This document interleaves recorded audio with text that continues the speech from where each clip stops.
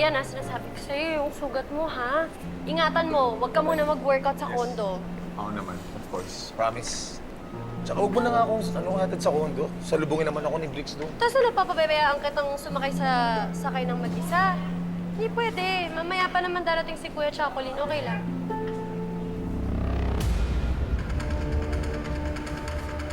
Jessica? Ate Andrea? Oh, dahan-dahan lang. Sige na. Teka, Jessica, saan ka pupunta? Alalayan mo to. Sige, sige na. Jessica, hold on. Saan niyo dadalhin tatay ko? Bilisan niyo na, baka matraffic pa tayo. Hindi! Hazel! Saan mo dadalhin tatay ko? Tawan niyo ba yan? Gusto mo ko! Saan tatay ko? Ibalik mo tatay ko! Iligtas mo si tatay! Tawan mo! Tatay ko! Tawan mo nga ako! O yan! Bilisan niyo! Andrea! Bilisan niyo! Sandali! Nangyari? Sandali, kuya! Bilis! Buksan niyo to! Hazel! Nangyari? Buksan niyo to! Teka lang! Sandali!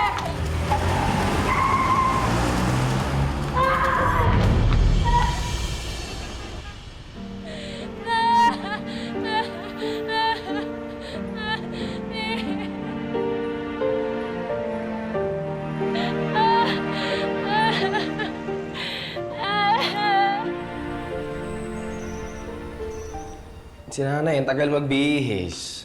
Siyempre, nagpapaganda pa yun para kay tatay. Umaasa tayo. Magkakabalikan sila, no? Wala pa sila sa kiligan stage. Sa Mga annulment Andrea? stage pa lang. Nilabas ni Hazel si Manuel? Saan niya dadalhin? Hindi ko po alam, Nay. Hindi ko alam. Alamin mo, Andrea! Alamin mo! Wala raw po may alam dito, Nay eh. Hindi ko po alam kung anong lagay ni tatay ngayon. Hindi ko pa siya nakikita, hindi ko pa siya nahihirap, Nay.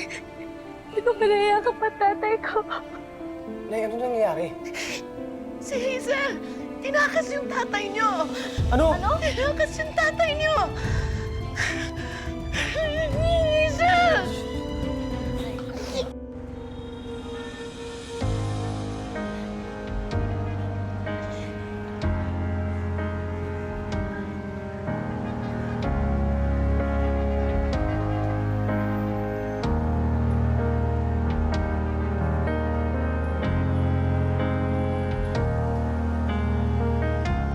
Saan mo dinala si Manuel? Hayop ka! Hayop ka, Hazel! Hayop ka! Nay, man. Hayop ka! Hayop ka! Hayop ka, Hazel!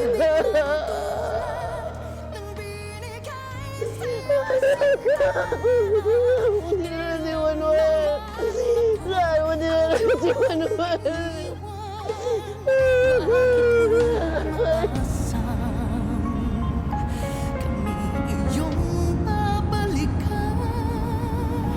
Mami, safe po ba itong ginagawa niyo? Stop worrying. Alam ko kung anong ginagawa ko. Para ano pa naging nurse ako kung di ko kaya alagaan ng daddy mo? Oo, baka mag-worse din po, Ma'am. Siyempre, iba pa rin po pag nasa ospital si Dad. Jessica, pinagdududahan mo ba yung kakayahan ko? Minamaliit mo ko? Ma'am, it's not that. Then what? Ano mas gusto mo nasa ospital ang daddy mo? Na may access yung Felmalandi na yun, tsaka yung mga anak niya sa labas? Natatakot po ako na baka mawala si Dad. Ako rin naman natatakot din ako. Kaya gagawin ko ang lahat para hindi mawala sa akin ang daddy mo. Sa atin. Huwag kang mag-alala. Wala mangyayari masama sa daddy. Huh? I'll make sure of that.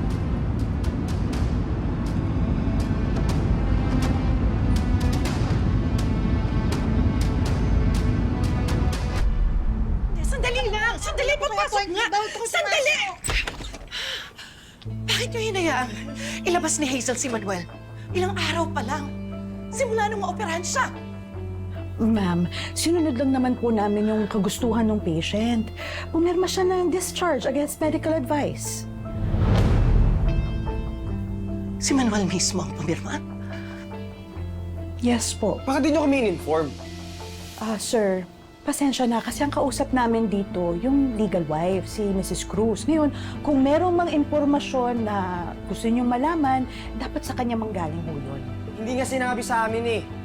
Again, I'm really sorry, but I don't think this is any of our concern. Saan dinala ni Hazel si Manuel? Pasensya na ma'am, pero hindi ho namin alam. Hinayaan niyo na nga siyang ilabas si tatay nang hindi kami ini-inform. Tapos ngayon hindi niyo inalam kung saan siya dinala? Ididemanda namin tong ospital. Galing anak. Agna, Teka, sandali. Magkaliwanagan nga tayo, ha? Wala kaming obligasyon sabihin sa inyo yung mga impormasyon na hinihingi ninyo. Ang kausap namin, yung legal wife, si Mrs. Cruz, okay? Magdedemanda kayo? On what grounds? Baka gusto nyo kami magdemanda sa inyo dahil sa mga pinaggagawa ninyo. Alam nyo, kung may gulo kayo ni Mrs. Cruz, sa inyo yun eh. Awayin niyo yung tao kung gusto ninyo, wala akong pakialam. Pero wag na wag niyong idadama yung ospital. anak. Halika na. Nurse Wala pa na Miles. itong usapan na to.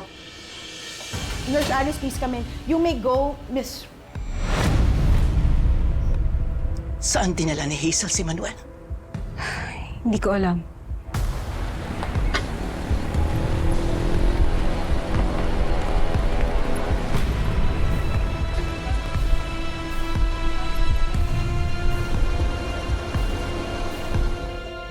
Imposible yun. Nay!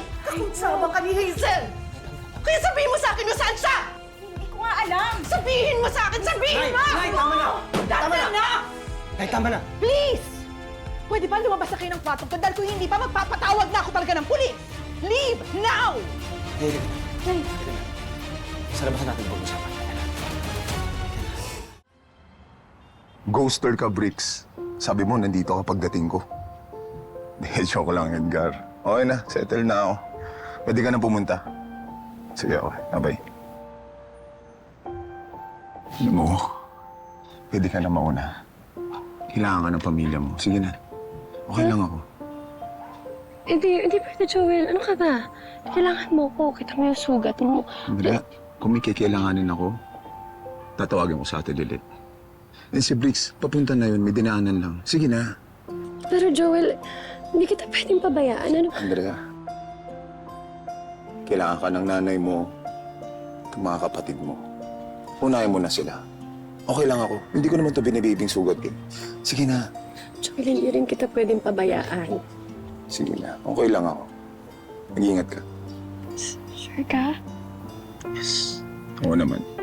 Samahan mo na sila. Okay?